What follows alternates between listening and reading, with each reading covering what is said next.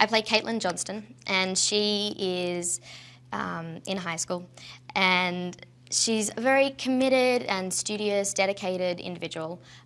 She's kind of part of all the, very part of the school environment. She's in kind of a lot of the, extracurricular activities. She's got a focus and she's very driven. She's not the quintessential popular girl or nerd type. She's just a very normal girl, but is very sweet. And I guess for Donnie, she's kind of that very wholesome and normal, but because she's so just lovely and wonderful, then he kind of seems untouchable. With the tornado stuff, when we were out on location, they had, I've never kind of been a part of a film this scale, so the stuff they had to make it seem real was so fantastic. They had wind machines going 100 miles an hour and rain machines that are, propped up 20 meters in the air, and they're just pelting down rain. And I don't mean like small raindrops, like heavy rain. And so the combination of the rain and the wind is really full on. So it's great. I mean, it gets you really the adrenaline pumping, and I really liked it. And so also you have all these extras running around that are cut up, and your clothes are all dirty and cut up too, and you've got scratches. And so kind of with everyone then acting together, and the scene, it looks like a disaster zone. There's so much effort put into it, buses cut in half, that you feel so a part of it, and it's so exciting when you get in there. It's really good. I love the fact that this film is going to be a found footage film, and found footage being that footage used on iPhones and cameras, that first-person footage, because it makes you, the audience, feel a part of that situation.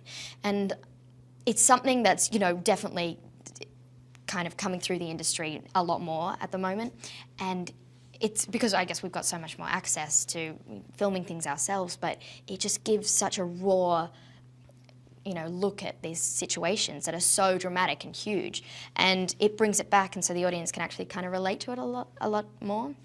And so it's definitely been hard for the crew, because the crew's been having to think of no, who's got the camera here, and how are we going to show that? And then for the actors, it's sort of like, but I'm not going to be running around with the camera up here, okay, what do we do? How can we fix this? I mean, it's had its challenges, but at the same time, I think it'll bring so much more to the film.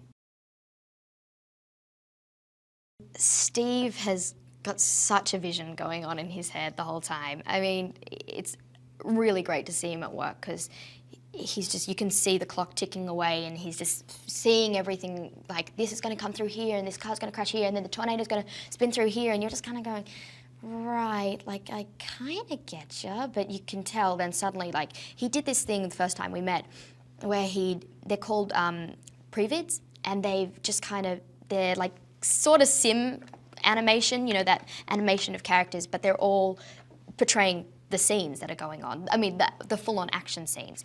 And just from seeing these scenes he's just whipped up, it looks incredible. The scale of the film, the scale of the tornado, it looks amazing. And these are just little animation figures. And so seeing that, and then seeing how he works with everyone else and the actors and the crew, you can see it kind of all coming together. And it's such a big job on this kind of film.